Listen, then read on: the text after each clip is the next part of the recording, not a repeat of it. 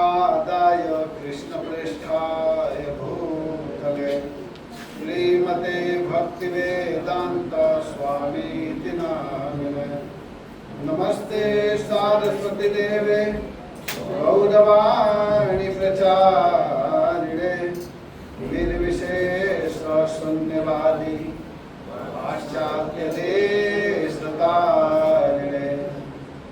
जय श्री कृष्ण चैतन्य प्रभु नित्यानंद श्री अद्वैत गदाधर श्रीवासादि गौर भक्तवृंद। हरे कृष्णा कृष्णा कृष्णा हरे हरे, हरे राम राम राम हरे हरे।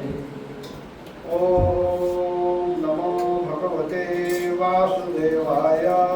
ओम नमो भगवते वासुदेवाय। ओम नमो भगवते वासुदेवाय। ओम नमो भगवते वासुदेवाय। ओम नमो भगवते वासुदेवाय।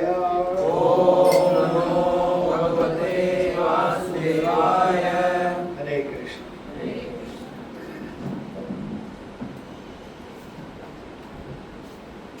हरि बोल।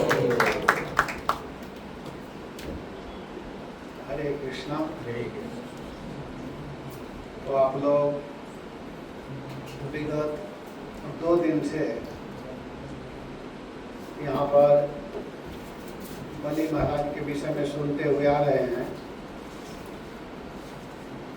तो मैं आप लोगों को बलि महाराज के विषय में सुनाऊंगा, लेकिन उससे पहले थोड़ा सा आज रघुनाथ दास गोस्वामी के विषय में, जो आज का महोत्सव चिवड़ा दही महोत्सव है, तो उसके विषय में भी जानना जरूरी है। क्योंकि जिस दिन जो तिथि रहता है उस दिन उस कथा की महिमा बहुत ज़्यादा होती है। ऐसे तो रोज सुनिए, उसका महत्व है, लेकिन जिस दिन जो लीला किया गया है उसको अगर उस दिन कोई व्यक्ति सुने तो उसका और महत्व है। जो लीला जहाँ है वहाँ सुने तो और विशेष महत्व है। आज बड़ा सुंदर फेस्टिवल है, महोत्सव है, चिवड़ा दही महोत्सव। आप लोग ध्यान देकर के सुनिएगा। मैं ज़्यादा देर नहीं बोलूँगा इस पर, लेकिन जितना देर बोलूँगा आप लोग सावधानी पूर्वक सुनिएगा। कथा इस प्रकार है कि एक गोवर्धन मंजूदार और एक हिरण्य मंजूदार 2 भाई थे। ठीक, बहुत धनी व्यक्ति थे। तो दोनों भाइयों में जो गोवर्धन जी थे वो छोटे थे, और उनके ही लड़के थे रघुनाथ दास गोस्वामी। रघुनाथ दास गोस्वामी उन्हीं के लड़के थे। और जानते हैं वो कितने बड़े व्यक्ति थे, कितने धनी व्यक्ति थे कि साल भर का कमाई उनके यहाँ 8 लाख सोना का मोहर था। सोना का जो मोहर होता है 8 लाख रुपया उस समय साल भर में उनकी आमदनी थी गोवर्धन जी की। गोवर्धन और हिरण्य 2 भाई थे। हिरण्य बड़े थे, उनका कोई संतान नहीं थे।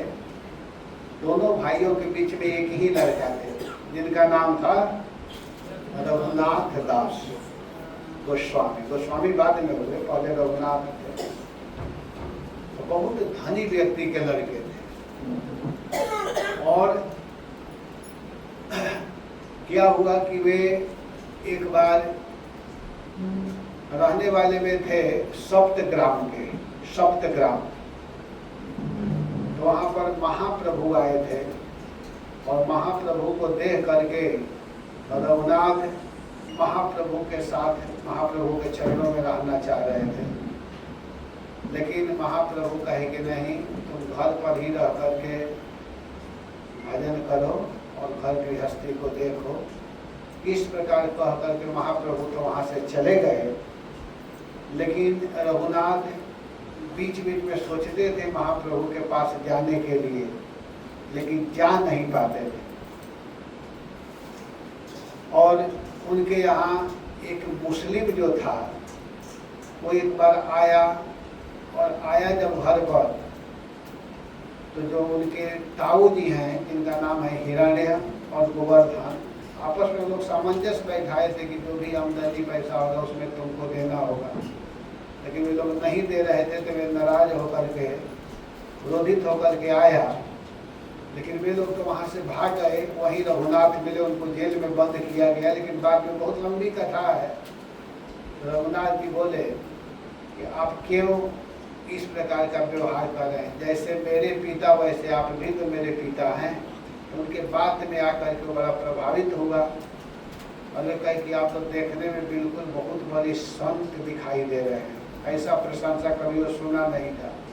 तो बाद में वो कहा कि ठीक है बेटा, तुम्हारे व्यवहार से, तुम्हारे बात से मैं प्रसन्न हूँ, तुम मेरे पुत्र ही हो।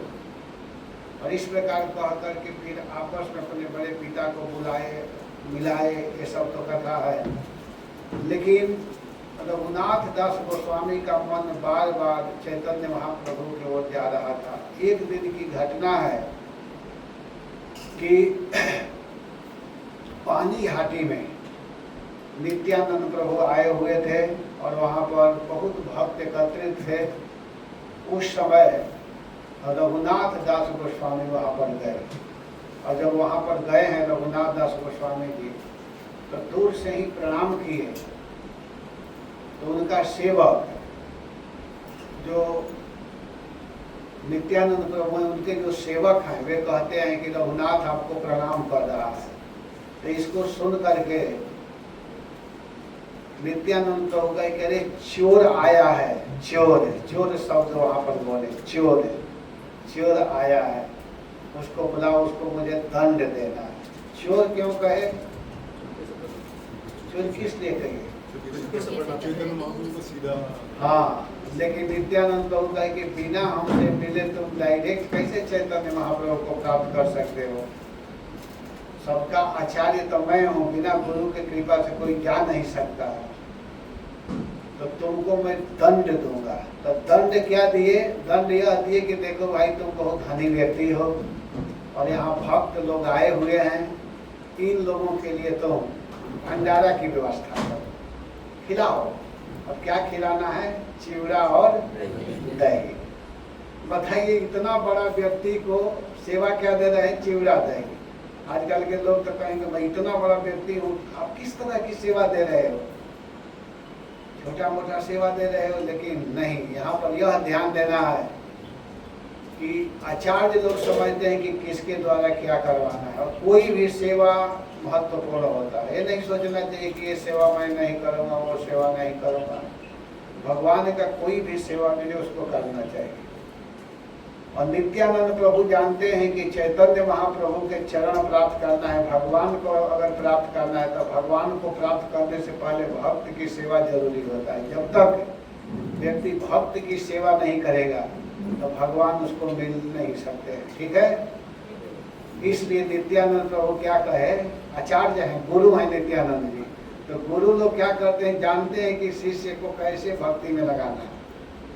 किसी को कहते हैं कि माला बनाओ, किसी को कहते हैं झाड़ू लगाओ, किसी को कहते हैं कि आरती करो, किसी को कहते हैं प्रवचन करो, किसी को कहते हैं प्रसाद बनाओ। और सब सेवा अपने आप में महत्वपूर्ण है। ये कभी नहीं सोचना चाहिए कि झाड़ू लगाने वाला छोटा सेवा है, नहीं। अगर गुरु आदेश दिए, आचार्य बोल दिए, बड़े वैष्णव बोल दिए, तो अगर झाड़ू ही निष्ठा के साथ लगाएगा तो भगवान उसको मिल जाएंगे, उसी से मिल जाएंगे, अपने आप में परफेक्ट है। तो नित्यानंद प्रभु कहे कि चिवड़ा दही का महोत्सव करो। और जानते हैं उस समय जितने लोग थे, मैं कथा को संक्षेप कर रहा हूँ, आप लोग ध्यान दीजिएगा। वो क्या किए कि जितने लोग थे सबके हाथ में 2-2 पात्र दिया गया, एक एक पात्र नहीं, 2-2, और दोनों में आइटम दिया गया। आइटम क्या था? एक होता है चिवड़ा दही और एक होता है दही चिवड़ा। अगर दही की मात्रा ज्यादा है, जिसमें ज्यादा दही हो, उसको बोलते हैं दही चिवड़ा, और एक होता है चिवड़ा दही। चिवड़ा दही माने दही कम हो, चिवड़ा ज्यादा हो।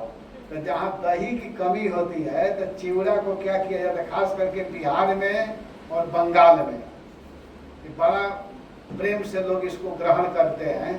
तो चिवड़ा को डायरेक्ट तो कोई खा नहीं सकता है, तो वो क्या करते हैं कि चिवड़ा को की तो पानी में भिगोते हैं और नहीं तो दूध में भिगोते हैं। तो दूध में भिगो करके फिर दही को रखते हैं, तो वो हो गया चिवड़ा दही, और एक हो गया दही चिवड़ा। तो दोनों पात्रों में सबको दिया गया, और लगभग 60-70 लोग तो चलाने वाले थे, खिलाने वाले, बहुत भक्तों को दिया गया। और उस समय नित्यानंद प्रभु भगवान चैतन्य महाप्रभु का स्मरण किए, और जो भी स्मरण किए महाप्रभु वहां पर उपस्थित हो गए। सब लोग नहीं देख पा रहे हैं, ध्यान देना, लेकिन नित्यानंद प्रभु देख रहे हैं कि महाप्रभु आ चुके हैं।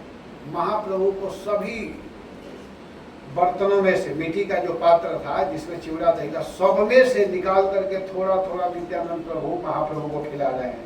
और महाप्रभु भी क्या किए कि नित्यानंद प्रभु को खिलाए, और दोनों हंस रहे हैं। उन भक्तों में से कुछ भक्त जो पहुंचे हुए थे वे इस लीला को समझ रहे हैं कि हो क्या रहा, लेकिन सब लोग नहीं देख पा रहे। अंत में नित्यानंद प्रभु कहेगा आप लोग भी ग्रहण करो, हरि हरि बोल करके सब लोग ग्रहण करो, और सब लोग उसको खाए। इसके बाद में अब क्या हुआ कि रघुनाथ दास गोस्वामी के मन में भगवान चैतन्य महाप्रभु से मिलने की इच्छा है, मिलना चाहते हैं। और क्या किए कि रघुनाथ दास गोस्वामी सबको खिलाए थे, तो खिलाने के बाद में दक्षिणा भी देना चाहिए ना, क्योंकि खिलाने से काम नहीं चलता है। जब तक खिला करके दक्षिणा नहीं देंगे वो सफल नहीं माना जाता है, क्योंकि यज्ञ की पत्नी ही दक्षिणा होती है। ये बात सब लोग नहीं बताते हैं, लेकिन हम लोग बताते हैं। क्यों बताते हैं कि हम लोगों का काम है सब बताना, करना आप लोगों का काम है। तो क्या किए कि उस समय नित्यानंद प्रभु को रघुनाथ दास गोस्वामी दक्षिणा दिए हैं। कितना दक्षिणा दिए हैं बताइए आप लोग, मालूम है? उस समय रघुनाथ दास गोस्वामी नित्यानंद प्रभु को 100 मुहर दिए, 100 मुहर दक्षिणा दिए। और फिर क्या हुआ कि सभी लोग तो वहां से चले गए, भक्त लोग, भीड़ हुआ था। लेकिन वहां पानी हाटी के ही रहने वाले राघव पंडित जी थे। राघव पंडित जो है पानी हाटी के हैं। तो वहां पर उस दिन रात्रि में नित्यानंद प्रभु और रघुनाथ दास गोस्वामी रुके। रघुनाथ दास गोस्वामी को ऐसे छोड़ते नहीं थे उनके पिताजी, उनके रखवाली के लिए बहुत लोगों को रखते थे, क्योंकि धनी व्यक्ति था। उनके पिताजी को मालूम था कि कभी भी भाग सकता है। तो उनकी माँ बोली थी कि जब ये भागने को कह रहा है तो इसको रस्सी में बांध दीजिए, रस्सी में बांध करके रखिए। तो उनके पिताजी कहते हैं गोवर्धन जी कि बांधा पशुओं को जाता है ना, 4 पैर वालों को बांधा जाता है, 2 पैर वालों को थोड़े बांधा जाता है। अब इसको नहीं रुकना होगा तो बांधने से थोड़े रुक जाएगा। इसको सुन करके माता जी बड़ा दुखी हुई। लेकिन हुआ क्या कि एक दिन की घटना है कि एक दिन उनके कुल गुरु, जो कुल पुरोहित थे यदुनंदनाचार्य जी, तो यदुनंदनाचार्य जी आए थे उनके घर। और आए थे तो सब लोग उनके सेवा सत्कार में लगे हुए थे। और तब तक क्या हुआ कि सेवा में लगे हुए थे, और रघुनाथ दास के लिए हमेशा लोगों को नियुक्त किया गया था इसको रक्षा के लिए, कि उसको हमेशा केयर किया जाए, देखा जाए। और उनका विवाह भी एक सुंदर स्त्री से कर दिया गया था, जो लक्ष्मी जैसी थी, बहुत सुंदर लड़की थी, बहुत सुंदर, धन भी बहुत था ही।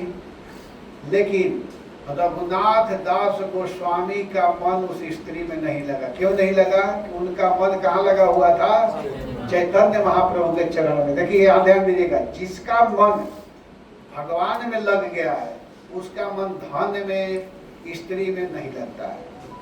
जिसका मन नहीं लगा है तभी तक मन धन संपत्ति में लगता है। ये सीधा अर्थ है इसका। इसमें ज्यादा दिमाग लोग प्रश्न करते, मेरा मन भगवान में नहीं जा रहा है प्रभु जी। इसका मतलब कि तुम भगवान का भजन जिस रूप में करना चाहिए कर नहीं रहे हो। सीधा सीधा अर्थ है। फिर प्रश्न लोग पूछते कैसे मन जाएगा प्रभु? तो मन जाएगा भगवान के जप करने से। लोग कहते हैं मेरा जप करने में मन नहीं लगता है, मैं क्या करूं? प्रश्न करते हैं। वो लोग सोचते हैं कि प्रभु लोग बोल देंगे कि अब जप मत करो, यही अपेक्षा रखते हैं। इधर से उत्तर मिले कि ठीक है मन नहीं लगता है तो जप मत करो। लेकिन नहीं, मन नहीं लग रहा है तो और जप करो। मन नहीं लग रहा है तो और जप करो, तब लगेगा ना।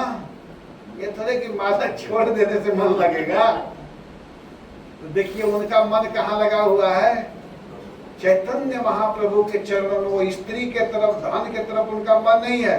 तो उनके घर में यदुनंदनाचार्य आए थे और उस समय उनके मन रखवाली के लिए और लोग भी थे। लेकिन हुआ क्या कि सभी लोग सो गए और उनको जाना था उनके गुरुजी को सुबह सुबह, तो जाना था, सब लोग सो गए। कैसे सो गए? जैसे भगवान कृष्ण का जब जन्म हुआ था मथुरा जेल में, तो उस समय उनके देख रेख के लिए वसुदेव जी के और देवकी के लिए कंस किसको नियुक्त किया था? पहरेदारों को।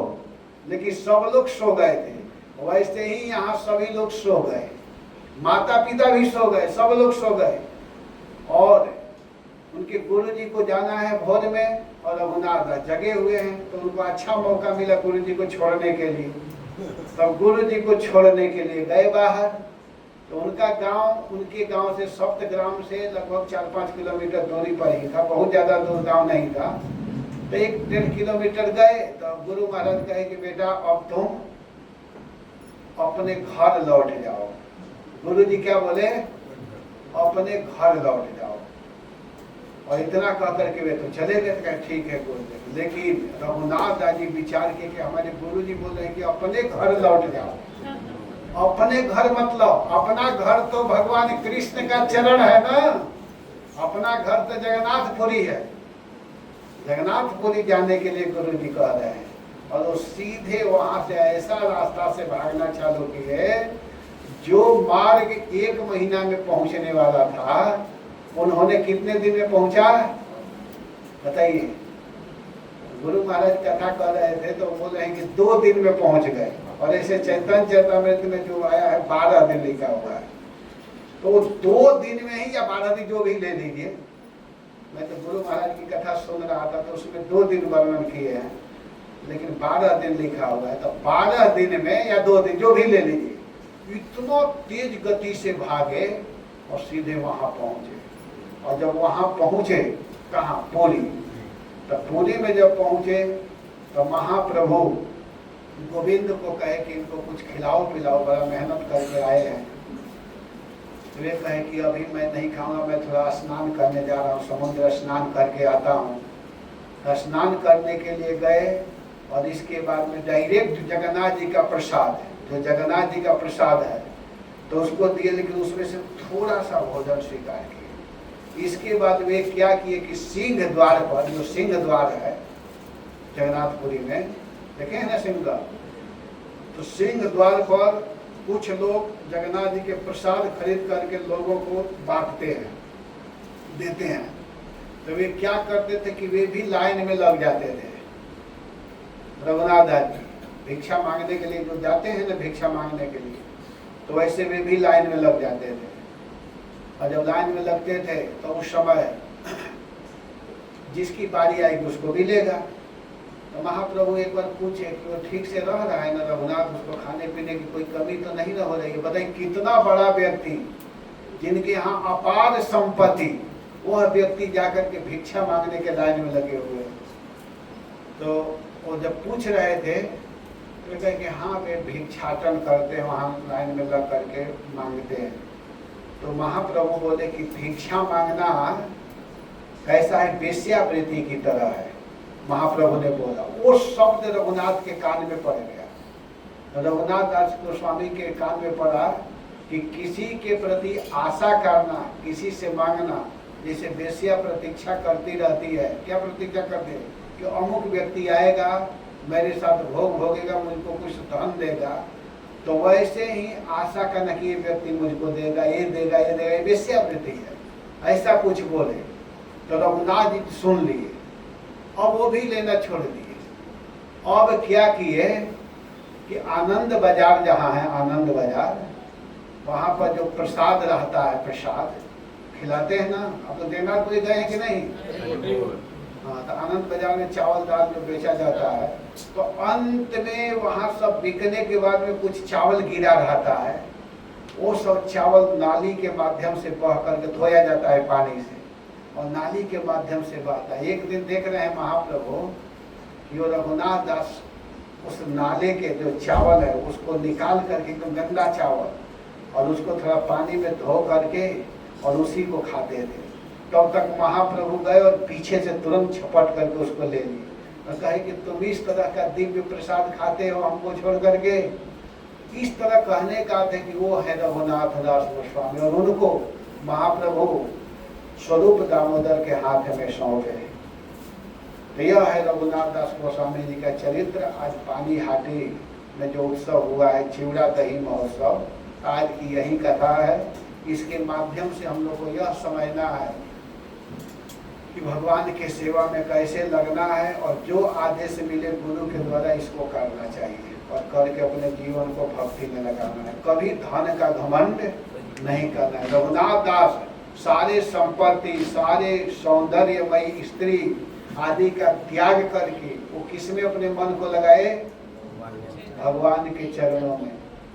वो सारा मान प्रतिष्ठा, मान सम्मान, अगर बड़ा व्यक्ति को कह दिया जाए कि तू मांगो, तो मांग नहीं सकता, तो भिक्षा मांगते थे। बताइए, लाइन में खड़ा होकर प्रतीक्षा करते थे कि कब मेरी बारी आएगी, और उसका भी त्याग करके जो नाले का चावल है उसको लेकर के खाना, ये कोई छोटा मोटा चीज है?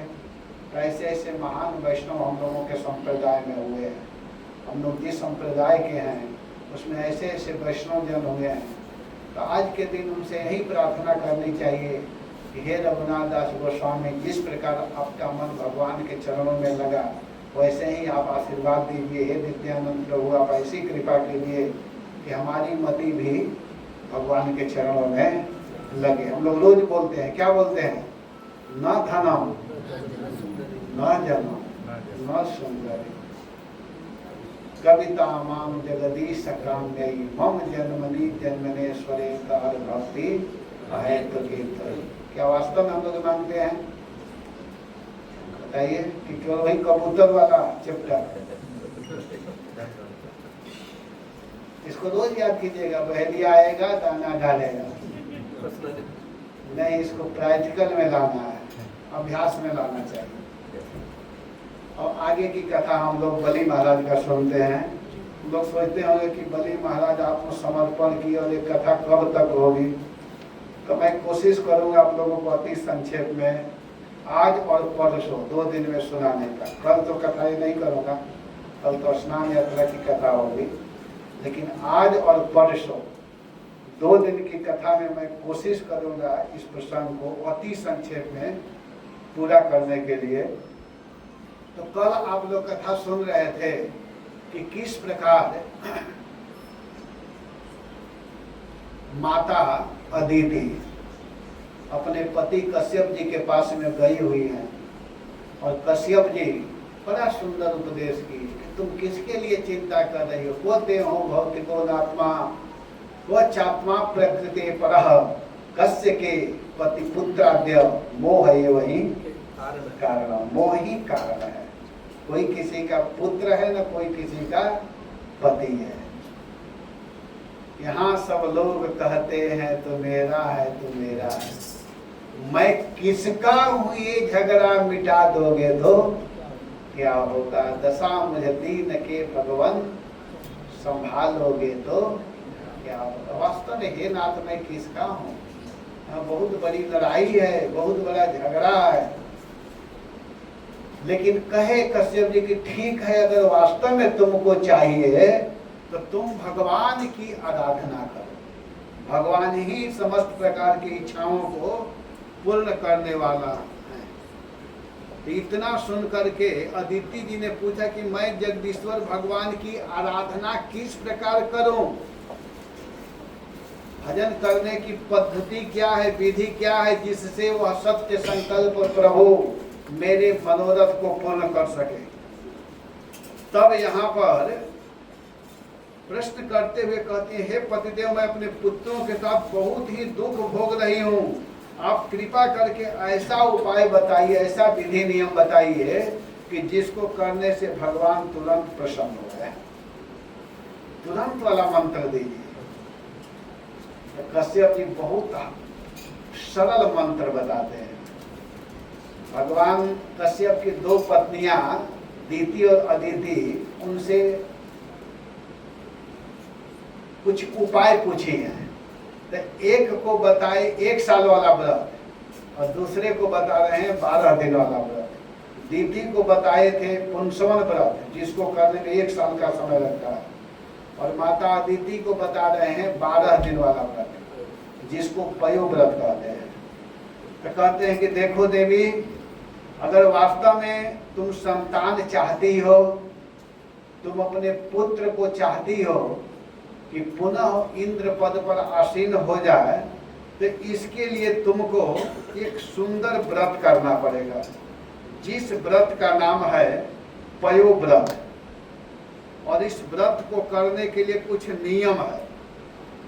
नियम यह है कि फाल्गुन शुक्ल पक्ष प्रतिपदा से लेकर के फाल्गुन द्वादशी तक शुक्ल पक्ष इस व्रत को करना पड़ेगा। और इससे पहले क्या करना होगा कि तुमको फाल्गुन कृष्ण पक्ष अमावस्या के दिन जंगली सुअर के खोदी हुई मिट्टी को लाना है। जंगल में जो सुअर आते हैं, और उस मिट्टी को ला करके शरीर में लगाना है और शुद्ध नदी के किनारे जा करके स्नान करना है। और प्रतिपदा से लेकर के शुक्ल पक्ष प्रतिपदा प्रथम दिन से लेकर के 12 दिन तक बड़े नियम के साथ में रहना है। क्या करना है कि वेदी मूर्ति आदि बना करके भगवान की मूर्ति बनानी है, और वहाँ पर भगवान के चरणों में प्रार्थना करना है। किस भगवान के? वासुदेव कृष्ण के। कृष्ण के चरणों में प्रार्थना करना है, बहुत सुंदर उनके गुणों का स्मरण करना है और प्रार्थना करनी है। नमो विशिष्ट त्रिपदे चतुश्रृंगाय तंत्रवे सप्तहस्ताय यज्ञाय त्रैविद्यात्मने नमः। नमः शिवाय रुद्राय नमः शक्ति धराय च सर्व विद्याधिपते भूतानां पते नमः। इस प्रकार भगवान के अनेक नामों के द्वारा उनका स्मरण करना है। और स्मरण करते हुए करना क्या है कि नमो मरकतश्याम वपुषे धीगतः प्रिय केशवाय नमस्तुभ्यं नमस्ते पीतवाससे। भगवान के सब रूपों का वर्णन है। इस प्रकार उनके चरणों में स्तुति करते हुए गंध पुष्प माला आदि के द्वारा स्नान करना है। फिर 12 अक्षर वाले मंत्र के द्वारा उनकी पूजा करना है। और करना क्या है कि दूध में, गाय के शुद्ध दूध में साली के चावल को पका करके घी और गुड़ मिला करके भगवान के चरणों में भोग लगाना है। और इसको 108 बार 12 अक्षर मंत्र का जप करना है। और बड़े प्रेम के साथ में तीनों टाइम, सुबह दोपहर शाम तीनों टाइम स्नान करना है। ब्रह्मचर्य का पालन करना है। जमीन पर शयन करना है। बिल्कुल झूठ नहीं बोलना है। झूठ नहीं बोलना है। ब्रह्मचर्य का पालन करना है। दूध का ही सेवन करना है। भगवान के नाम का जप करना है। और हो सके तो प्रतिदिन कम से कम 2 या 1 शुद्ध वैष्णव ब्राह्मण को, वैष्णव ब्राह्मण जो गुटखा भी न खाता हो, गुटखा भी न खाता हो, ब्राह्मण को बुला करके प्रतिदिन उसको भोजन कराना है और उसको दक्षिणा देना है। प्रतिदिन दक्षिणा देना है। और ज्यादा से ज्यादा भगवान के नाम का जप करना है। हरे कृष्णा कृष्णा कृष्णा हरे हरे, हरे राम राम राम हरे हरे। और अपने केवल दूध पी करके रहना है, अपने आइटम नहीं खाना है। और प्रतिदिन हवन करना है। ये सब नियम बता रहे हैं। इस प्रकार पयोव्रती रह करके 12 दिन तक भगवान श्री हरि मानी कृष्ण की आराधना करनी है। और रोज ब्राह्मण को भोजन कराना है, वैष्णव ब्राह्मण को भोजन कराना है। और इसके बाद प्रतिपदा से लेकर के त्रयोदशी आवे इतने दिन तक ब्रह्मचर्य का पालन करना है। तीनों टाइम स्नान करना है, सुबह भी करना है, दोपहर को भी करना है, शाम को भी करना है।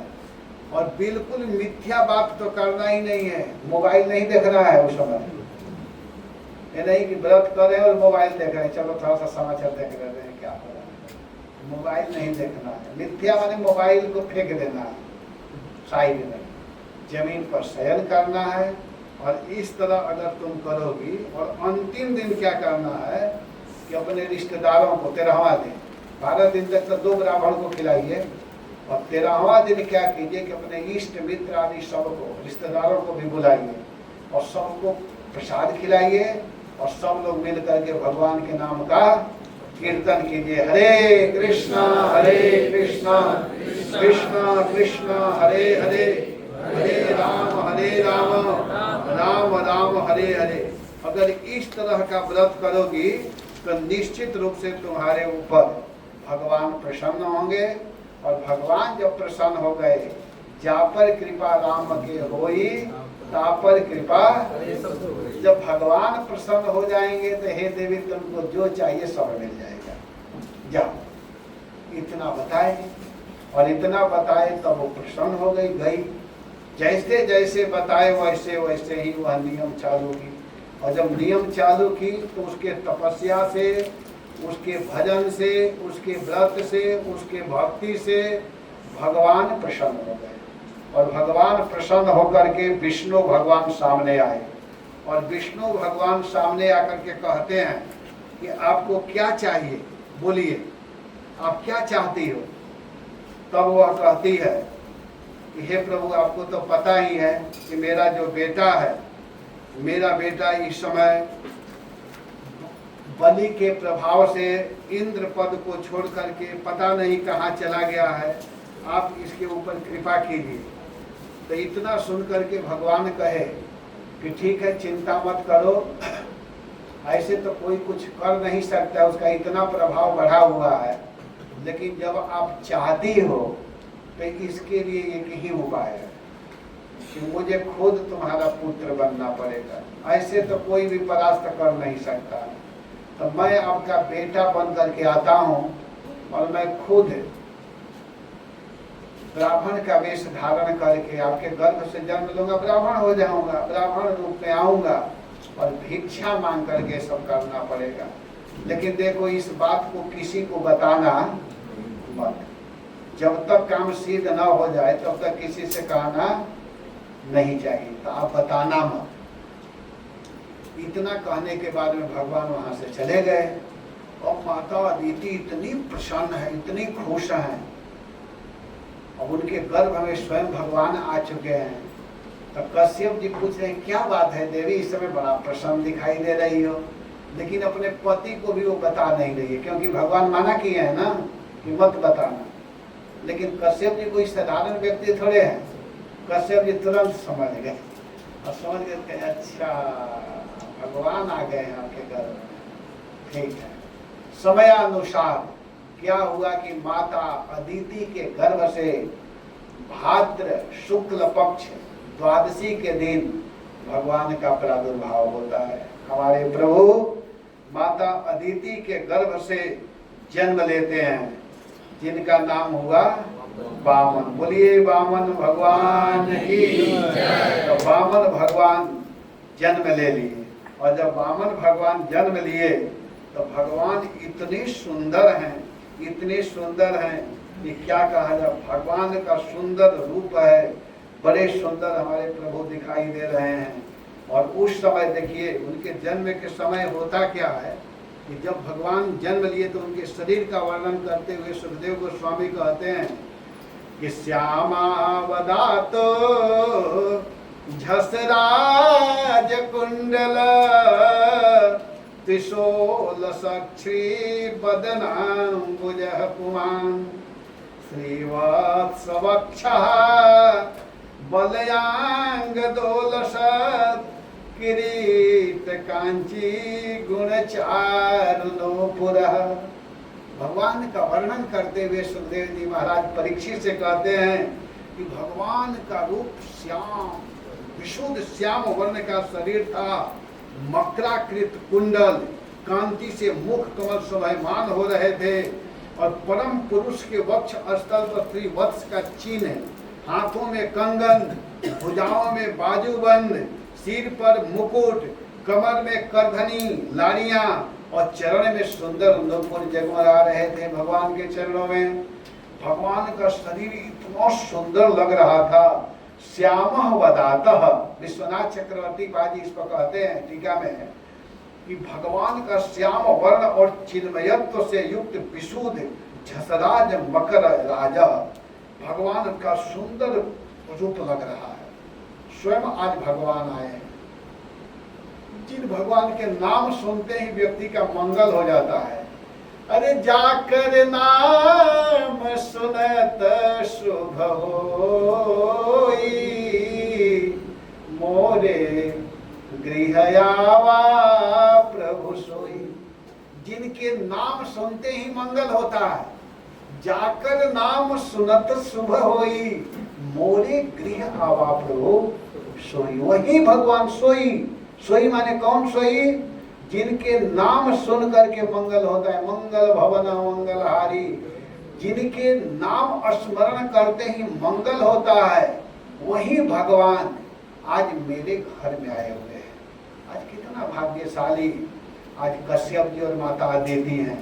मधुव्रत व्रात विभुष्टया स्वया विराजित स्त्री वनमालया हरि, प्रजापतिर्वेश्मतमः स्वरोचिषा विनाशयन कंठ निविष्ट कौस्तुभ।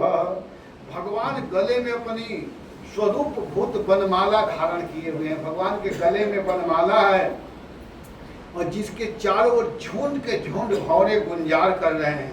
उनके कंठ में कौस्तुभ मणि है और इससे भगवान अत्यधिक सुशोभित लग रहे हैं। भगवान की अंग कांति से प्रजापति कश्यप जी का घर जो है जगमग जगमग कर रहा है। सारे अंधकार को नष्ट करने वाला भगवान का विग्रह है। जिसके घर में भगवान रहते हैं उसके घर में अंधेरा नहीं रहता है।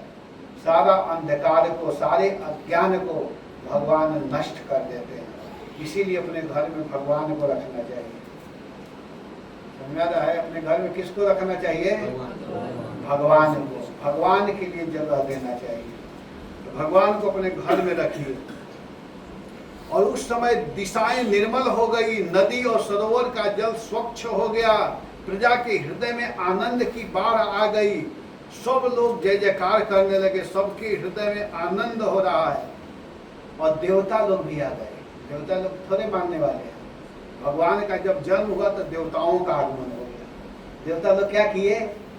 राम सिया राम जय जय राम, राम सिया राम जय जय। ओ सुमन वृष्टि आकाश ते होई। भगवान आए हैं, देवता लोग आकाश में आ गए हैं। ब्रह्मानंद मगन सब लोई, राम सिया राम जय जय राम। सुमन वृष्टि आकाश ते होई। देवता लोग आकर के आकाश से फूल की बारिश करने लगे। और जानते हैं उस सुख का वर्णन करते हुए कह रहे हैं कि वह सुख संपत्ति समय समाजा, कही न सकही सारद अहिराजा, कही न सकही सारद अहिराजा। वह सुख, वह आनंद जो माता अदिति को आनंद मिल रहा है, जो कश्यप जी को आनंद मिल रहा है, उस सुख का वर्णन स्वयं सरस्वती जी नहीं कर पा रही है। अरे सरस्वती के बात छोड़ दो, अनंत मुख वाले अनंत शेष राज अनंत जी भी उसका वर्णन नहीं कर पा रहे, तो हम लोग कहां से कह पाएंगे?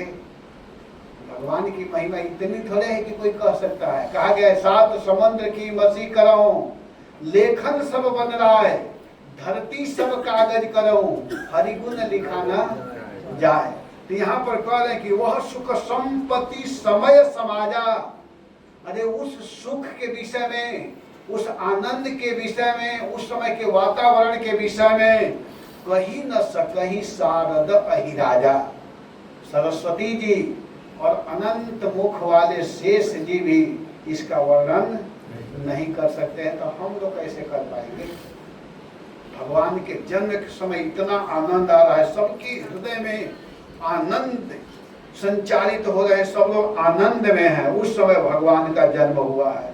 भगवान जब जन्म लिए, भगवान का जन्म अभिजित मुहूर्त में हुआ। भगवान बड़ी सुंदर, भादो का महीना है, शुक्ल पक्ष है, द्वादशी तिथि है, दोपहर का समय है। उस समय हमारे प्रभु का जन्म हुआ। बड़ा सुंदर भगवान जन्म लेते हैं। उस समय सुखदेव जी कह रहे हैं कि हे राजन, हे महाराज, जिस द्वादशी को भगवान जन्म लिए उसे विजय द्वादशी के नाम से जाना जाता है। विजया द्वादशी, उसको विजया द्वादशी कहते हैं, नाम से कहा जाता है। जन्म के समय सूर्य आकाश के मध्य में थे, स्थित थे। बड़ा सुंदर समय था।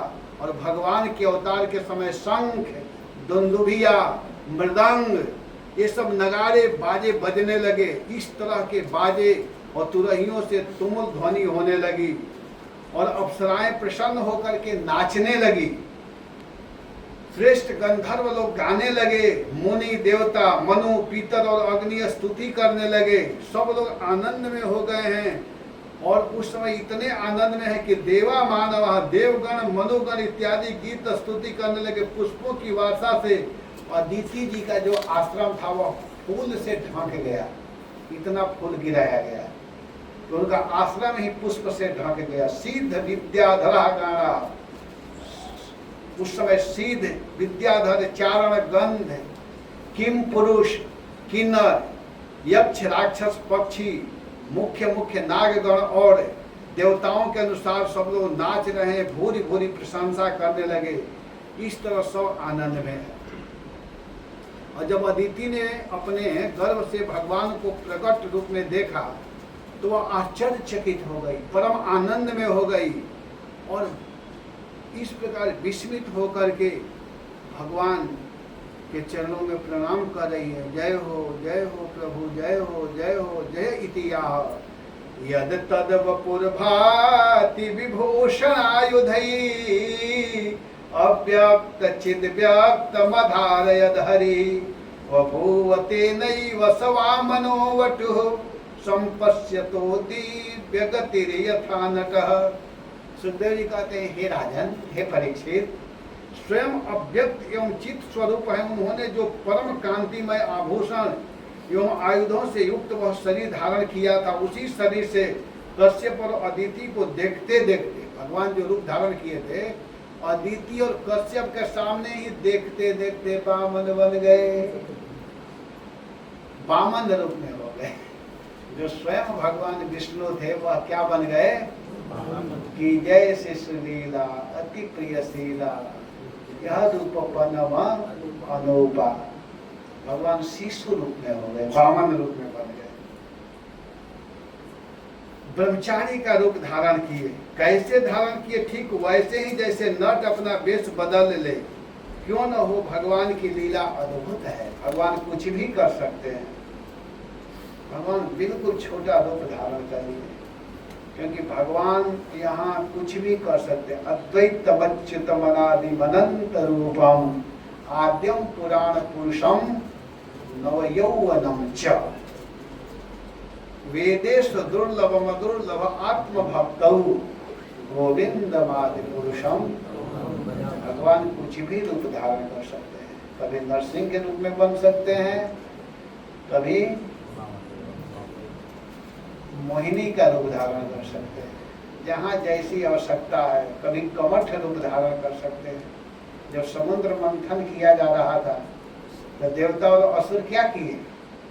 मंदराचल पर्वत को लेकर के गए, वासुकी नाग में बांध करके, और जब ही समुद्र के भीतर डाले वो पर्वत ही नीचे चला गया। हा, ये क्या हुआ? अजित भगवान वहीं खड़े थे कि जब देखो तब रोना ही क्यों जानते हो तुम लोग? अजित भगवान बोले देवताओं से, जब देखो तब रोते रहते, नहीं कभी तो हंस लिया करो। भगवान ऐसे बात कर रहे हैं, अरे अब क्या करे, इतना मेहनत किए, क्या किए, पर्वत को उठा कर लाई, असुरों के पास जाना पड़ा, बड़ा शुश्रूषा करना पड़ा, बड़ा मेहनत पड़ा, क्या करें क्या करें, अजीत करें, बस रोना, इसके अलावा कुछ नहीं। और तब तक क्या लीला कर रहे हैं, वो लोग से बात कर रहे हैं, कुछ बोल नहीं रहे भगवान।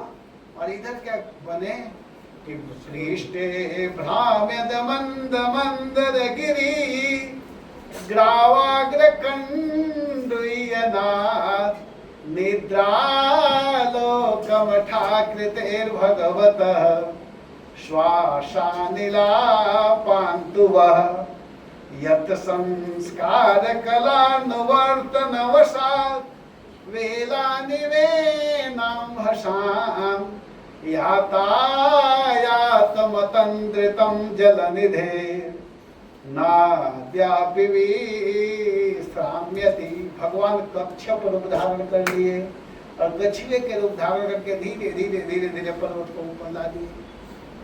ये पर्वत आ गया आ गया आ गया, अब चलो मंथन चालू करें। लेकिन ये नहीं समझे कि वो पर्वत किसके ऊपर टिका हुआ है। अजित भगवान ऊपर हैं और हंस रहे हैं, नीचे स्वयं भगवान ही कछुए के रूप धारण किए हुए।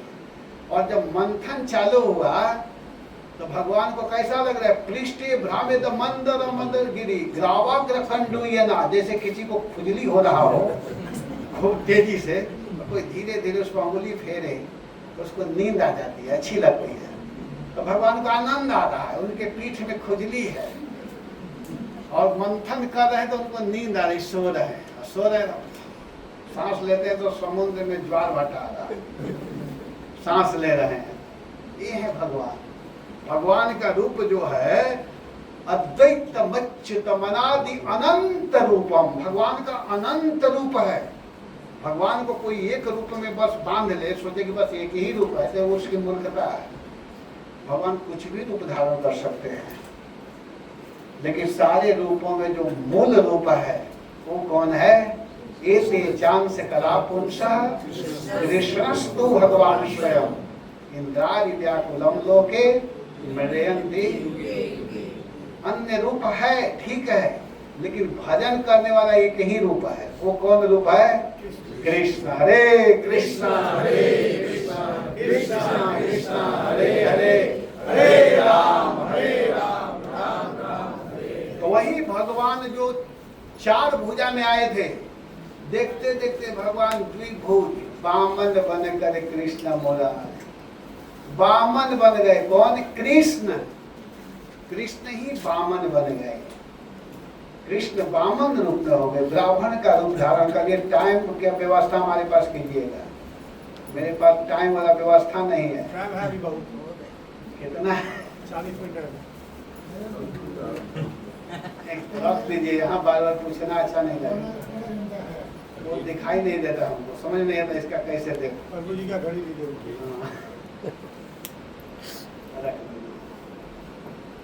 हरे कृष्णा कृष्णा कृष्णा हरे हरे, हरे राम राम।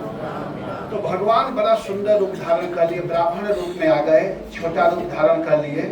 और इसके भगवान को उस वामन ब्रह्मचारी के रूप में दे करके सबको आनंद हुआ। जितने लोग वहां पर थे सब आनंद में हो गए, प्रसन्न हो गए।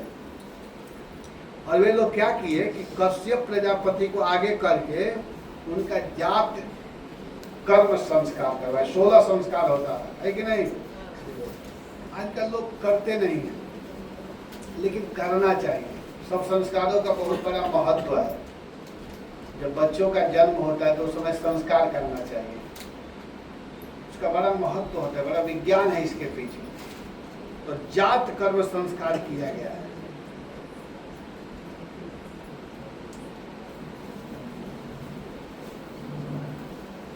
जब उनका जात कर्म संस्कार हो गया, जब उनका उपनयन संस्कार होने लगा, तब गायत्री के अधिष्ठात्री देवी स्वयं सविता ने उन्हें गायत्री का उपदेश किया। और देवगुरु बृहस्पति जी क्या किए कि यज्ञोपवीत जनेऊ पहनाए, बृहस्पति जी उनको जनेऊ पहनाए और कश्यप जी उनके पिताजी क्या किए कि मेखला दिए, मेखला। और जगतपति भगवान को पृथ्वी ने क्या दी? कृष्ण मृग चर्म। वन के स्वामी चंद्रमा क्या दे रहे हैं? दंड। माता अदिति उनको कौपिन पहलाई और कटी वस्त्र, एक वस्त्र दी पहनने के लिए। और आकाश के अभिमानी देवता उस वामन भगवान को क्या दिए? छत्र, छत्ता दिए। और महाराज परीक्षित अविनाशी परमात्मा को ब्रह्मा जी ने कमंडल दिया, कमंडल। और सप्तर्षियों ने पूषा, और सरस्वती जी ने उनको एक माला दी, रुद्राक्ष की माला। इस प्रकार उपनयन संस्कार हो जाने पर उनको वामन देव को यक्षराज कुबेर ने एक बड़ा सुंदर भिक्षा का बर्तन दिया, पात्र, जिसमें भिक्षा मांगना। और सबसे पहले सती शिरोमणि जगत जननी स्वयं भगवती उमा जी सबसे पहले उसमें दक्षिणा दी, दान दी, वामन भगवान को भिक्षा दी। और जब इस बर्तन को ले लिए, दान ले लिए, इस प्रकार सब लोगों से सम्मानित होकर के श्रेष्ठ बटु वेशधारी भगवान ब्रह्मर्षियों से भरी हुई सभा में अपने ब्रह्म तेज के कारण बहुत सुंदर लग रहे हैं। भगवान बहुत अच्छे लग रहे हैं। इसके बाद उन ब्राह्मणों ने उपनयन के लिए स्थापित और प्रज्वलित अग्नि कुशों से परिसमूहन और परिस्तरण करके पूजा की और समिधाओं से हवन किया। फिर उसी समय भगवान ने सुना कि सब प्रकार के सामग्रियों से संपन्न यशस्वी बलि भृगुवंशी ब्राह्मणों के आदेशानुसार बहुत से अश्वमेध यज्ञ कर रहे हैं। तब उन्होंने वहां के लिए यात्रा की। भगवान समस्त शक्तियों से युक्त हैं। उनके चलने पर उनके भार से पृथ्वी पग पग पर झुक रही थी।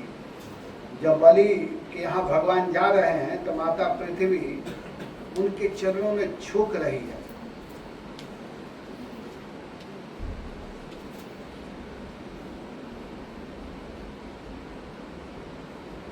तम नर्मदाया तट उत्तरे बले यह ऋत्विजस्ते भृगुकक्ष संज्ञ के प्रवर्तयन्तो भृगवः क्रतुतम व्यक्षथरादोदितम यथादवि। उस समय क्या हुआ कि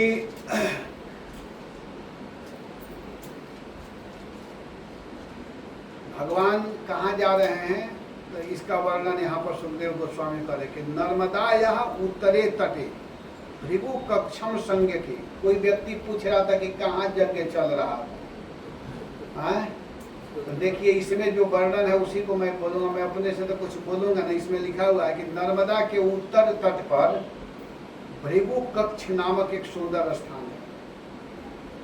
वहीं भृगुवंशी ब्राह्मण श्रेष्ठ यज्ञ का अनुष्ठान करा रहे थे। बलि के उन ऋत्विजों ने दूर से ही आते हुए वामन भगवान को देखा तो उन्हें ऐसा लगा कि मानो साक्षात सूर्य देव का उदय हो रहा है।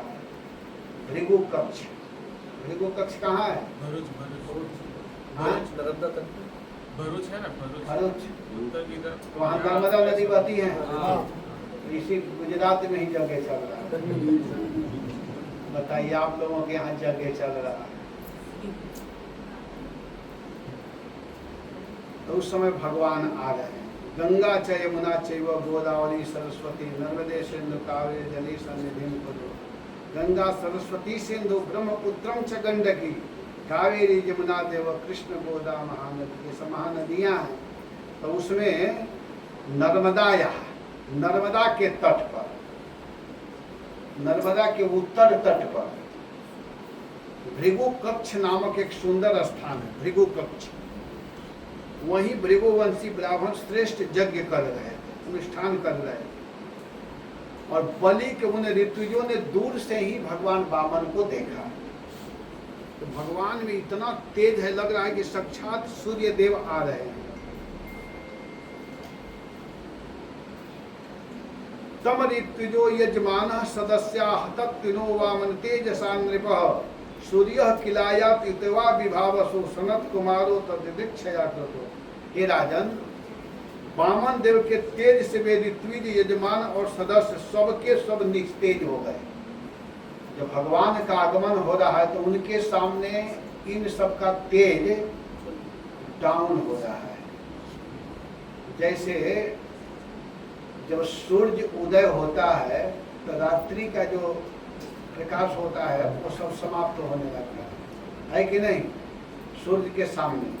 तो वैसे ही भगवान जब आ रहे तो सबका तेज समाप्त हो गया, सब निस्तेज हो गए। वे लोग सोचने लगे कि कहीं यज्ञ देखने के लिए स्वयं सूर्य, अग्नि अथवा सनत कुमार तो नहीं आ रहे हैं ना, आखिर ये सब क्या बात है, कैसे हो रहा है। भृगु के पुत्र शुक्राचार्य अपने शिष्यों के साथ इसी प्रकार अनेक कल्पनाएं कर रहे थे। उसी समय हाथ में दंड, छत्र और जल से भरा हुआ कमंडल लिए हुए वामन भगवान अश्वमेध यज्ञ के मंडप में प्रवेश कर गए। शुक्राचार्य देख रहे हैं, कैसे देख रहे हैं भगवान कैसे हैं, तो वे कमर में मूंज की मेखला और गले में यज्ञोपवीत धारण किए हुए थे, मृग चर्म की उत्तरीय धारण किए थे और उनके सिर पर जटा थी और बौने रूप में ब्राह्मण के वेश में अपनी माया से ब्रह्मचारी बने हुए थे। कौन? तो वो थे हरि, भगवान ही थे। जब उनके यज्ञ मंडप में प्रवेश किए तब भृगुवंशी ब्राह्मण उन्हें देख करके अपने शिष्यों के साथ उनके तेज से प्रभावित एवं निष्प्रभ हो गए। सबके सब अग्नियों के साथ उठ खड़े हुए और उन्होंने सब लोग भगवान वामन का सत्कार किया। जितने लोग थे सब खड़े हो गए, भगवान के आते ही सब खड़े हो गए। भगवान के लघु रूप के अनुरूप सारे अंग छोटे छोटे थे, जैसा रूप था वैसा ही अंग भी था। ये नहीं कि शरीर छोटा है हाथ लंबा, ऐसा नहीं था, सारा एकदम उसी के अनुरूप थे। और उन्हें देख करके यजमान बलि को बड़ा आनंद हुआ और उन्होंने वामन देव को एक उत्तम आसन दिया। उस रूप को देख करके सुंदर आसन देते हैं, बड़ा सुंदर आसन दे रहे हैं। बलि स्वागत वाक्यों से अभिनंदन करके भगवान वामन देव के चरणों पखारे और फिर मुक्त संग मनोहर भगवान वामन देव की पूजा की। भगवान के चरण को धो करके बलि महाराज उस जल को अपने मुख में डालते, अपने माथे पर लगाते हैं। सुखदेव जी कह रहे हैं कि बलि कितना महान है, कितना श्रेष्ठ है। क्यों श्रेष्ठ है? करें कि तत्पाद शौचम जनकल मशापहम सधर्म विन्मूर्ण दधात सुमंगलम यद देव देवो गिरिशः चंद्रमौली दधात मूर्ना परयाच भक्त्या। भगवान के चरणों का धोवन परम मंगलमय है, उससे जीवों के सारे पाप ताप धुल जाते हैं भगवान के चरण के धोवन से। स्वयं देवाधिदेव चंद्रमौली भगवान शंकर जिसे अत्यंत भक्ति भाव के साथ अपने सिर पर धारण करते हैं, जिन भगवान के चरण जल को चंद्रमौली शंकर जी अपने सिर पर धारण करते हैं, आज वही चरण धर्म के मर्मज्ञ राजा बलि महाराज को प्राप्त हो रहा है। बलि महाराज कितने धन्य हैं, जिस चरण जल को प्राप्त करने के लिए लोग दूर जाते हैं, आज वही चरण स्वयं चल करके बलि के यज्ञ में पहुंच रहा है। तो बलि महाराज कितने बड़े भाग्यशाली। बलि महाराज के भाग्य को तो आप लोग देखिए कि जिन चरण से निकली हुई गंगा जी सारे जगत को पवित्र करती है, जिस चरण से निकले हुए जल को भगवान शंकर बड़े प्रेम के साथ अपने सिर पर जटा पर धारण करते हैं, आज वही चरण अपने आप चल करके बलि महाराज के यज्ञ में आ रहा है, बलि महाराज के सामने उपस्थित हो रहा है। भाग्यशाली है कि नहीं? है ना मनीष जी? है कि नहीं? कैसे मन भाग्यशाली है बताइए, क्यों भाग्यशाली है बलि महाराज? क्योंकि प्रभु के चरण से उनको मिल रहा है इसलिए। हाँ, देखिए वो इतने भाग्यशाली हैं कि भगवान स्वयं उनके यहाँ चल कर गया है कि नहीं? हम लोग जाते हैं गंगा जी नहाने के लिए और स्नान करके आते हैं तो खुश हो जाते हैं, गंगा स्नान करके आ रहे हैं, ये गंगा जल है। जो गंगा को निकालने वाला चरण है वह चरण स्वयं चल करके आज बलि महाराज के यहाँ पहुंचा है। सुखदेव गोस्वामी इस महिमा को समझ रहे हैं, कह रहे हैं कि तत्पाद शौचम जनकल शापम, जिनके चरण से निकली हुई गंगा जी सारे जगत को पवित्र करती है। कोई साधारण गंगा जी नहीं है। जिस गंगा में स्नान करके, जिस गंगा जल को पी करके व्यक्ति पवित्र हो जाते हैं, शुद्ध हो जाते हैं, वो गंगा जल कैसा है? जिसको शंकर जी, महादेव जी बड़े प्रेम से अपने सिर पर धारण करते हैं। शंकर जी को इतना प्रेम है कि जब गंगा मैया को प्रकट करने के लिए भगीरथ जी ने तपस्या किया, उससे पहले बहुत राजा तपस्या किए। सबसे पहले तो सगर के लड़के असमंजस ने तपस्या किया। असमंजस के लड़के अंशुमान जी जो हुए वो तपस्या किए। अंशुमान के लड़के दिलीप तप किए, गंगा जी प्रकट नहीं हुई। दिलीप के लड़के भगीरथ घोर तपस्या किए, उनके तप से गंगा जी प्रसन्न हो गए। भाई बोलो बेटा, किस लिए तपस्या कर रहे हो? कहे कि हे माता जी, हमारे पूर्वज जल करके भस्म हो गए हैं, उनका उद्धार करना है, आप कृपा कर दो। गंगा जी कहेगी बेटा, तुम हमको ले जाना चाहते हो, लेकिन जानते हो मैं सत्य लोक में हूँ, और यहाँ से जब मैं चलूंगी, मेरा जो धार वेग है इतना तेज है कि जब सत्य लोक से मैं गिरूंगी तो सीधे पृथ्वी को खोद करके रसातल नीचे चली जाएगी, जल टिक नहीं सकता है, ताकि तुम्हारा सारा तपस्या निष्फल चला जाएगा। तो कहे कि तो मान तो मैं क्या करूं? मेरे पूर्वज का उद्धार कैसे होगा, कल्याण कैसे होगा, हित कैसे होगा? तो गंगा जी को दया आ गई। गंगा जी कहेगी एक उपाय है, एक व्यक्ति है जो मेरे वेग को धारण कर सकते हैं, वो है शंकर जी। अब शंकर जी की तपस्या करो। भगवान जी कहेगी इन्हीं के तपस्या करने में हमारे 2-2, 3-3 पूर्वज समाप्त हो गए, और शंकर जी के चक्कर में पड़ करके मुझको भी समाप्त करना चाहती है। बेचारा टेंशन में थे, तो गंगा जी हंस दी।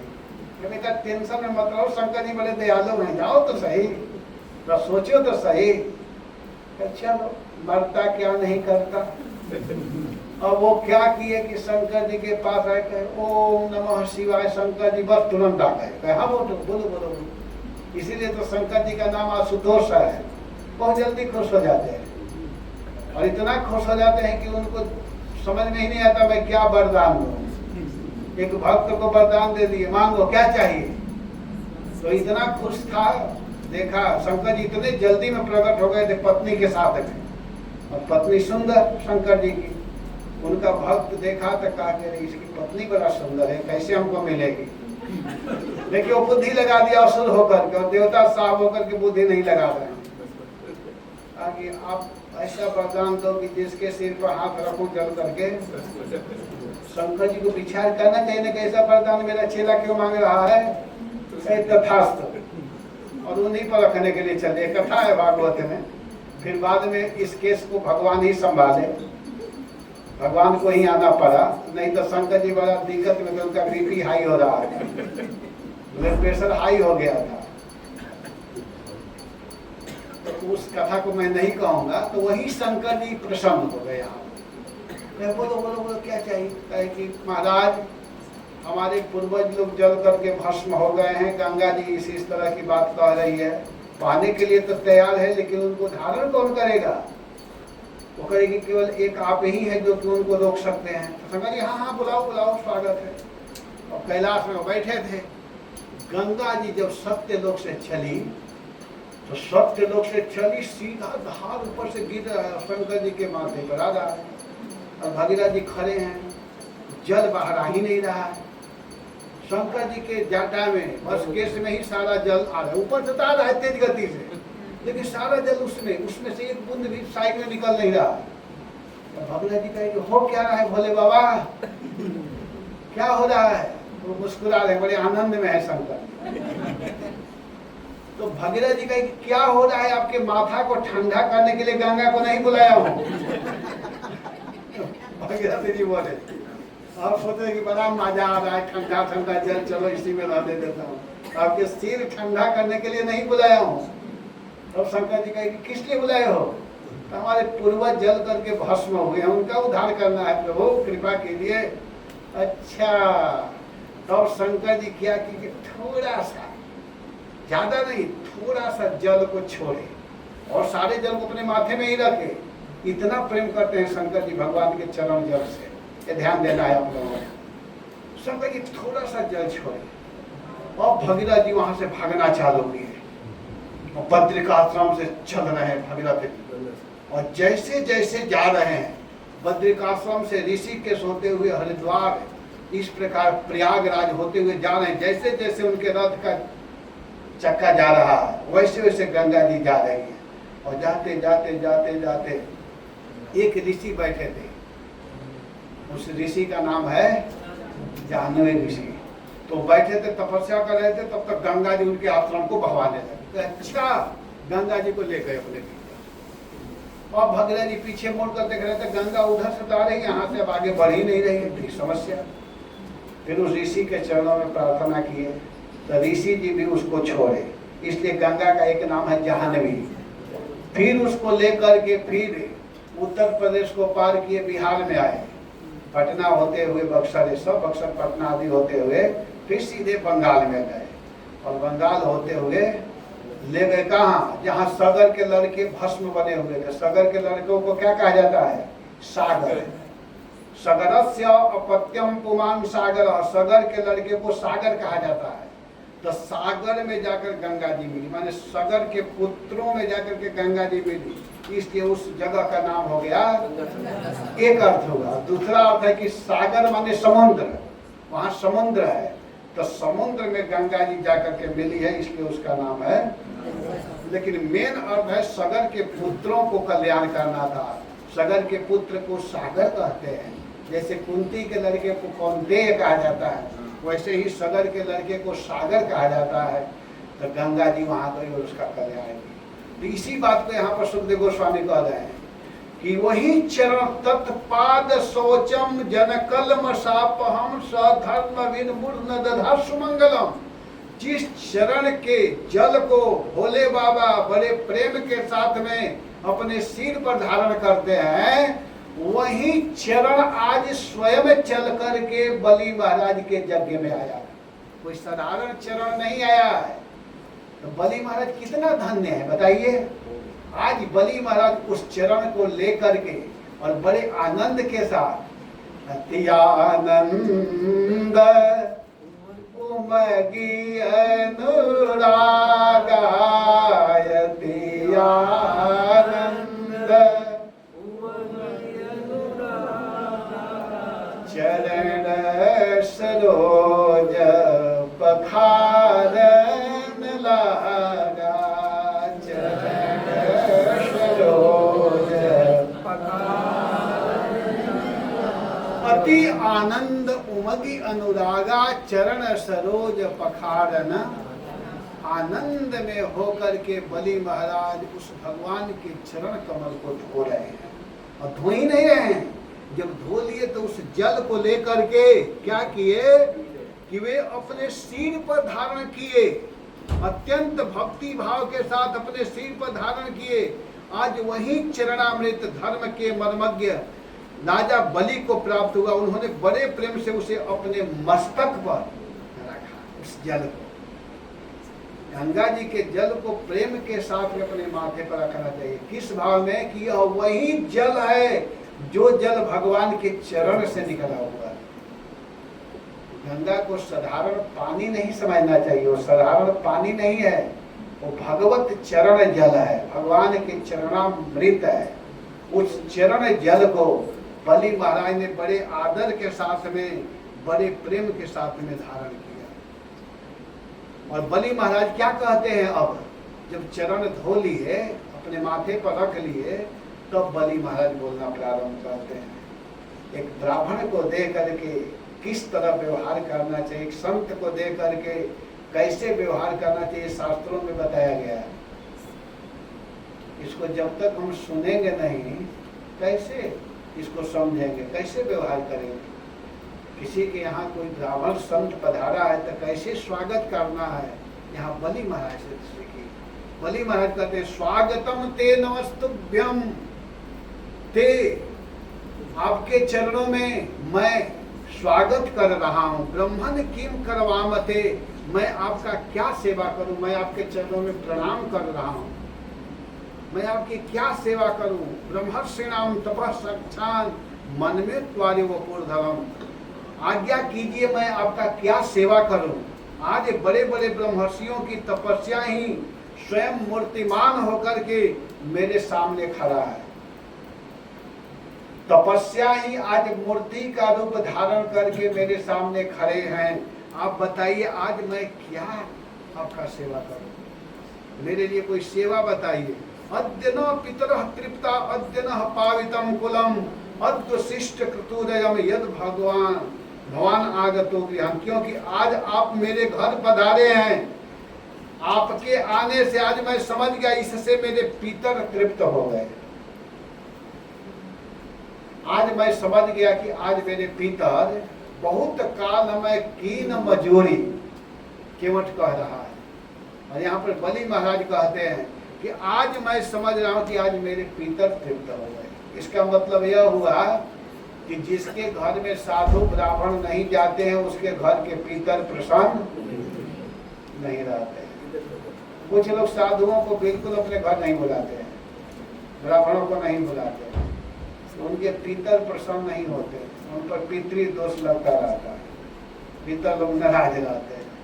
अगर पितरों को खुश करना है तो साधुओं को जरूर बुलाइए, खिलाइए, कुछ दान दक्षिणा कीजिए, तब कल्याण होगा, नहीं तो होने वाला है कि आज न पितरः तृप्ता, मेरे पितर तृप्त हो गए।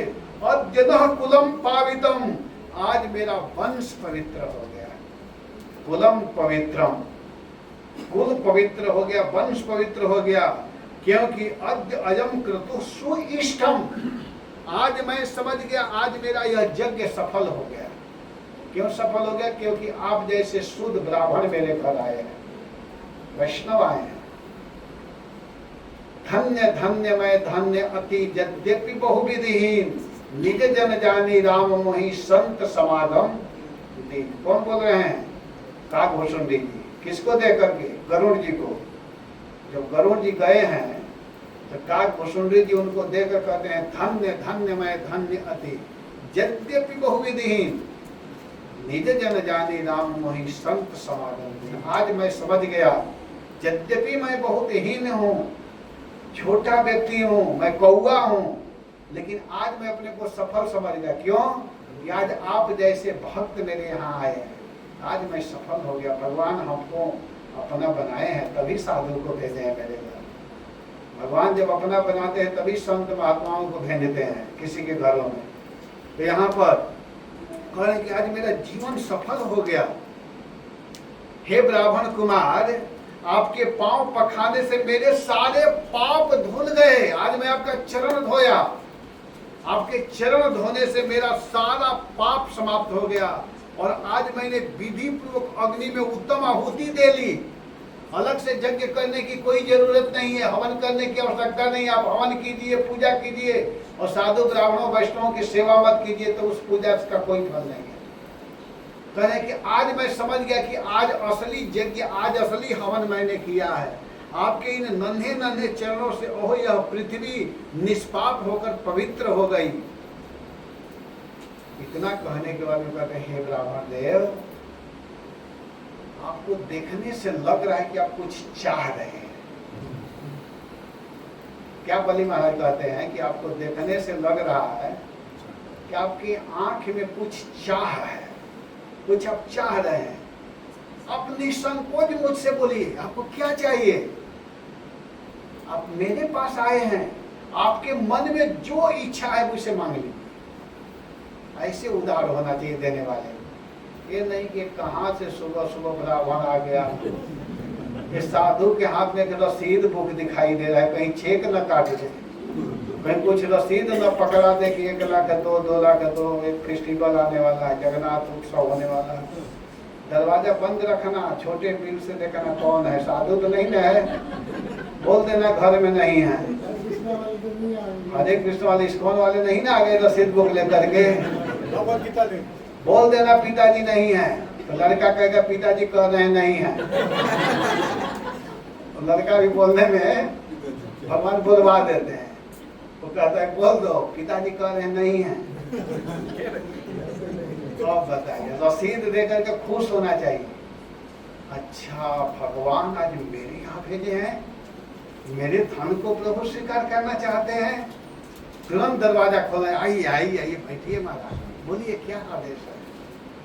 वो कहे कि 10,000 दे दीजिए ना, ठीक है सीधा 20 लिख दीजिए, ले जाओ 20,000। ऐसा होना चाहिए उदार। भगवान के लिए देना है, किसी व्यक्ति को नहीं देना है, प्रभु के लिए देना है। और जो प्रभु के लिए देता है भगवान 10 गुना करके फिर रिटर्न कर देते। भगवान रखते नहीं है, भगवान केवल देखने के लिए सब भेजते हैं कि कितना वो दे रहा है, जो मैं दिया उसमें से दे रहा है कि छिपा रहा है।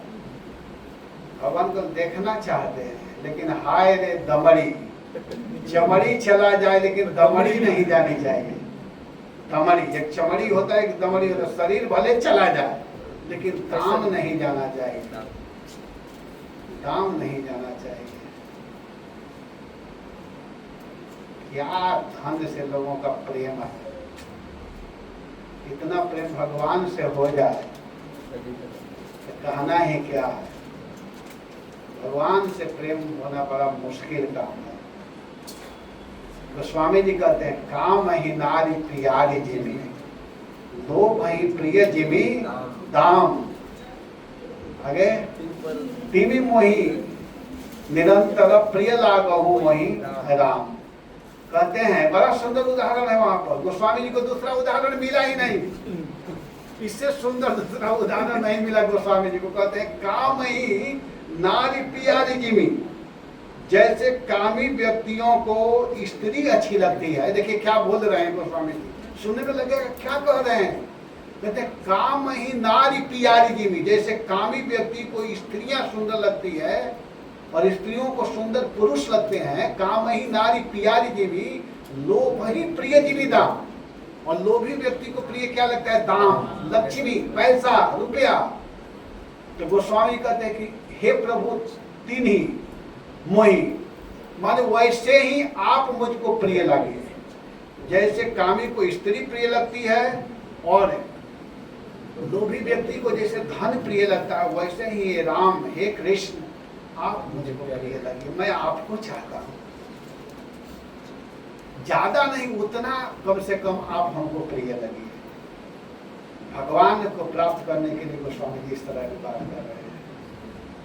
यहाँ पर बलि महाराज कहते हैं कि आपको देखने से लग रहा है आप कुछ लेने के लिए आए हुए हैं। आपको क्या चाहिए, आपको जो चाहिए, जो मांगेंगे वो मैं दूंगा। यदि यद वटो वाछसित प्रतीक्षा में, आप जो चाहोगे उसको मैं दूंगा।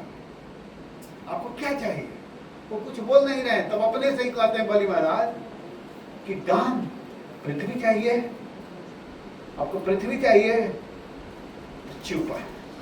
कंचना, स्वर्ण चाहिए, सोना, हीरा चाहिए, अब सूरत में आए हुए हीरा हो गए। बामन भवन बिल्कुल शांत है, बोल नहीं रहे हैं। लेने वाले को भी सावधान रहना चाहिए, ये नहीं कि तुरंत बस हाँ हाँ दे दीजिए, वो भी दे दीजिए, ये भी दे दीजिए, नहीं, वो भी शांत है। गुणवत्त धाम अमृष्टम, आपको सुंदर सुंदर फ्लैट चाहिए। सूरत में बड़ा बड़ा फ्लैट दिखाई दे रहा है, बड़े बड़े फ्लैट, 1000 गज का ऐसे ऐसे फ्लैट है बना हुआ, बड़े बड़े बिल्डिंग दिखाई दे रहा है। धाम कौन चाहिए, क्या दे रहा है, ये सब हमको क्या जरूरत है। छोटा बच्चा है, भगवान इसे देख रहे हैं, क्या बोल रहे हैं, कह रहे हैं आप चिंता मत करो। अच्छा तुम विवाह करना चाहते हो, बलि महाराज कहते हैं, ओ लग रहा है कि तुम विवाह करना चाहते हो, तो चिंता मत करो, मैं राजा हूँ, मेरे अधीन बहुत ब्राह्मण लोग भी रहते हैं, ब्राह्मण की सुंदर सुंदर लड़कियां हैं, मैं विवाह करवा दूंगा। बामन भगवान को थोड़ा गुस्सा आया, विवाह कर करके फंसना है मुझको, विवाह करने के लिए कर, विवाह करना कोई हंसी मजाक है, खिलौना थोड़े है कि बस विवाह करो पत्नी को ले जाओ, उसके लिए तो व्यवस्था चाहिए ना। चिंता मत कीजिए, मैं बड़े बड़े गांव दूंगा, खेत दूंगा, ये सोना चांदी ले जाओ, चिंता मत करो। क्योंकि आप देख नहीं रहे हो मेरा शरीर कितना छोटा है, मैं कैसे ले जाऊंगा। मान ली भगवान का है तो चिंता मत करो, मैं रथ दूंगा, आपको कुछ भी ढोना नहीं पड़ेगा, सारा सामान पैक करके गाड़ी में रह करके मैं पहुंचवा दूंगा। तो कहे ठीक है सब भिजवा दोगे, लेकिन इसका देख रेख कौन करेगा, कौन सफाई करेगा, कौन सजाएगा। तो बलि महाराज के बात समझ में आ गया कि इस तरह सोच रहे हैं बामन जी। तो चिंता मत करो, मैं नौकरों को भी भेजूंगा सेवा करने वाले। तो इतना सुन करके भगवान हंस दिए। और भगवान क्या कि नहीं नहीं, ये सब हमको नहीं चाहिए, मैं ये सब लेने के लिए नहीं आया हूँ। तब क्या चाहिए? तो इस तरह के बात जब बोल रहे थे तो भगवान बहुत खुश हो गए बलि महाराज के बात को सुनकर के। भगवान मन ही मन खुश है, प्रसन्न है। कितना अच्छा बलि है, ऐसा ही होना चाहिए। भगवान कहते हैं कि आप वास्तव में अपने पिता जैसा हैं, आप अपने परंपरा के अनुसार ही काम कर रहे हैं, आप बहुत सुंदर बोल रहे हैं, आपका बात बहुत अच्छा है।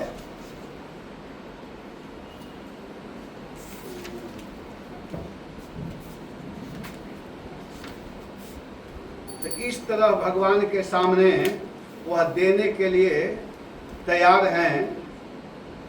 कह रहे हैं कि आप मांगिए, आपको क्या चाहिए। भगवान ने कहा हे राजन, आपने जो कुछ कहा वो आपकी कुल परंपरा के अनुसार धर्म भाव से परिपूर्ण है, जस को बढ़ाने वाला अत्यंत मधुर है। क्यों न हो, जिसके परलोक हितकारी धर्म संबंध में आप भृगु पुत्र शुक्राचार्य के परम प्रमाण मानते, साथ ही अपने कुल पितामह प्रहलाद जी के आज्ञा भी तो मानते हैं, तो आप अवश्य ही इस तरह की बात करेंगे, क्योंकि आपकी इस वंश परंपरा में कोई धैर्यहीन अथवा कृपण पुरुष कभी हुआ ही नहीं है। आपका जो ये स्वभाव है अपने कुल परंपरा के अनुसार है, आप अवश्य ही बोलते हैं। लेकिन महाराज मैं ब्राह्मण हूँ और ब्राह्मण को संतोषी होना चाहिए।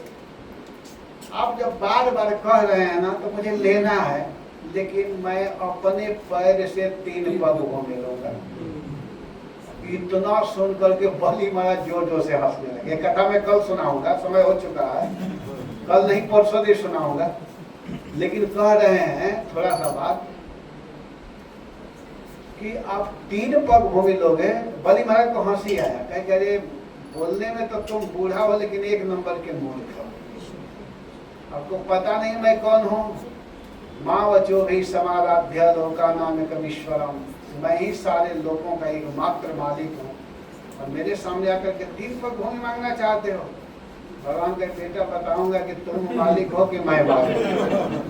बहुत बहुत करके बोल रहे हो ना, पता चलेगा, ये बात परसों नहीं पता चलेगा, ठीक है ना। इस तरह देखिए बलि महाराज देने के लिए कैसे तैयार हैं। कथा के माध्यम से आप लोग सुन रहे थे। अब आगे की कथा कल परसों और 2 दिन की कथा है, इसको आप लोग सुनिएगा। आगे का प्रोग्राम प्रभु जी हमारे बताएंगे। हरे कृष्णा कृष्णा कृष्णा कृष्णा हरे हरे,